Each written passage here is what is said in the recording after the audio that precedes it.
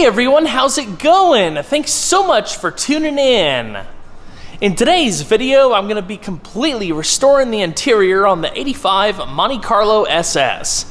This is going to be the last major thing that I'm going to be doing to this car before I consider the build complete. So it's kind of crazy that we're finally at this stage. It's definitely been a little bit of a longer process than I would have liked, but there's been a lot of trials that I've had to work through, which I've talked about in previous videos, but I pushed through and the car's turned out fantastic.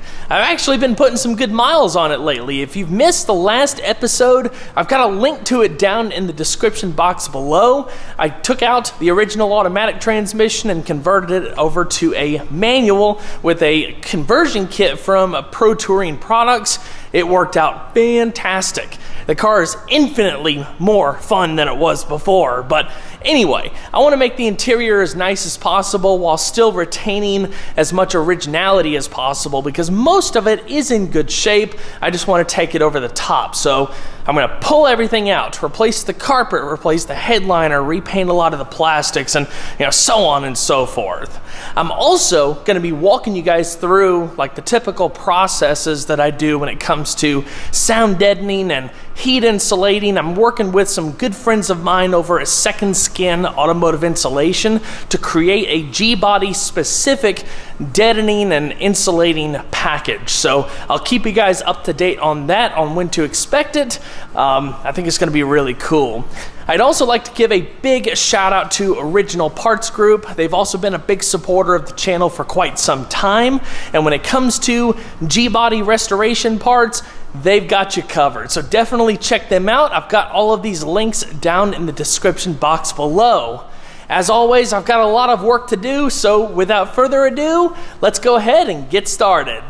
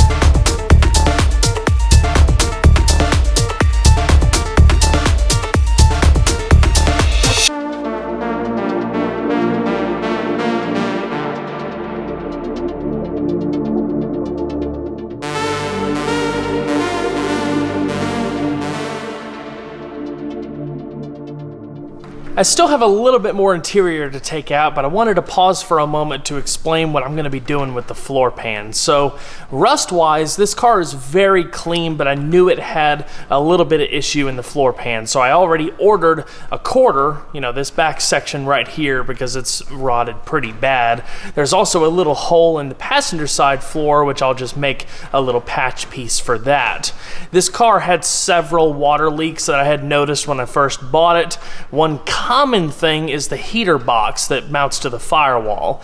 In this whole process, I'm not sure if I actually filmed any clips of it or not, but I completely disassembled and redid the heater box with all new seals and everything. So that water leak has been fixed, but over the years, with everything running down the firewall and stuff and collecting in the floors, it just created a rust issue. And the weather seals are trash too, so of course I'm going to be replacing all of that as well. So being that I've gone this far, I'm actually going to cut this out, or cut the rust out that's really bad, replace it with new metal, and then I'm going to treat everything else that has any kind of like surface rust with a solution called OSPHO. It's a phosphoric acid solution, and for a little bit of chemistry for you, it converts iron oxide, which is rust, to iron phosphate, which is a protectant.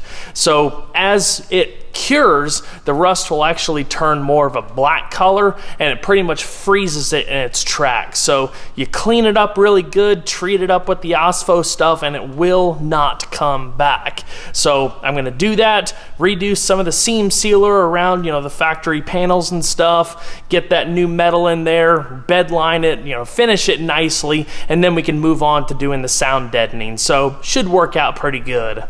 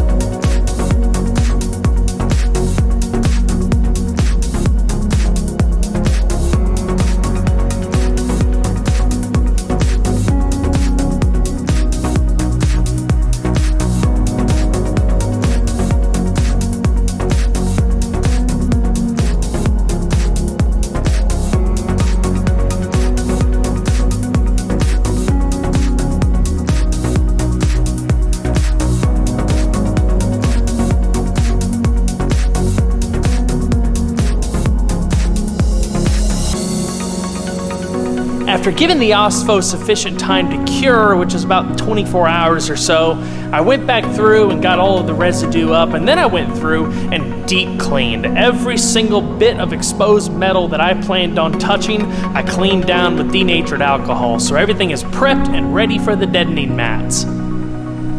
The products that I'll be using from Second Skin in this car will be a combination of sound deadening, sound absorbing, and sound blocking products. Some of the products also have heat insulating properties to them as well, which is going to keep the car more comfortable. However, if you're having serious heat transfer issues and need specific heat insulating or shielding products, Second Skin has you covered there as well. The first step I typically take is applying Damplifier Pro, which is a deadening mat composed of a 2mm thick elastomeric butyl compound backed by an annealed black matte foil. There's no cheap fillers or asphalt type material, which is important for a couple of reasons. It won't gas out or have any fumes of any kind, and the adhesion is guaranteed for the life of your vehicle. I've used this stuff for years and have always had great results. It's amazing how much nicer it can make a vehicle feel, especially when it comes to older vehicles. It's also really easy to install. After cleaning the surface with denatured alcohol, simply peel and stick, then use a roller to level it out and ensure peak effectiveness. That being said, I always go above and beyond and get as close to 100% coverage as I can or feel is necessary. Second Skin recommends that you cover 60% of the area that you're working with. The less material you use, the more strategic you need to be in how you lay it out. Focus on flat metal surfaces first and lay out the mats in a checkerboard pattern. It's important to try and overlap the material as much as possible. I will say, if you're doing a more thorough restoration, especially a body-off restoration, you might want to consider Second Skin's Spectrum Liquid Sound Deadener. It's especially ideal for undercarriages, floor pans, and wheel wells. The next step I'll be doing here is sectioning out pieces of Luxury Liner Pro, which is a combination of mass-loaded vinyl and closed-cell foam. It'll be glued directly to the Damplifier Pro in certain sections to provide additional sound blocking and thermal insulation and help reduce road noise. This is a heavy product, so it should only be applied on top of horizontal surfaces, such as the floor pans, trunk pan, and the firewall, depending on how much of a rake it is. After measuring and cutting out the sections you're using, the mats are applied using either high-temp spray adhesive or super strong double-sided tape. The adhesive needs to be put on the foam side. It's recommended that you apply this stuff on top of a constraint layer damper like Damplifier Pro versus just directly on the metal. You not only get a better adhesion surface, but it'll be like a 1-2 punch to kill unwanted noise and vibrations. Laying this stuff down takes some careful planning, as you don't want to cover up anything important. The goal is to have as few gaps as possible without interfering with other parts of the vehicle. That being said, the Monte Carlo's floor pans are incredibly tricky with all of the curves and bracing. I ended up using 3 full sheets out of simplicity and concentrated on the areas where the exhaust and mufflers were routed. This stuff also shouldn't be used near any super high heat sources, as its max temperature rating is 180 degrees Fahrenheit. During this whole process, I also decided to make use of a bunch of audio equipment I had lying around the shop, so the Monte will end up with a completely custom audio system after all, with all new thicker wiring, 2 12-inch subwoofers, 2 amplifiers, and a new radio. So all of this extra insulating work is going to be super beneficial for that as well.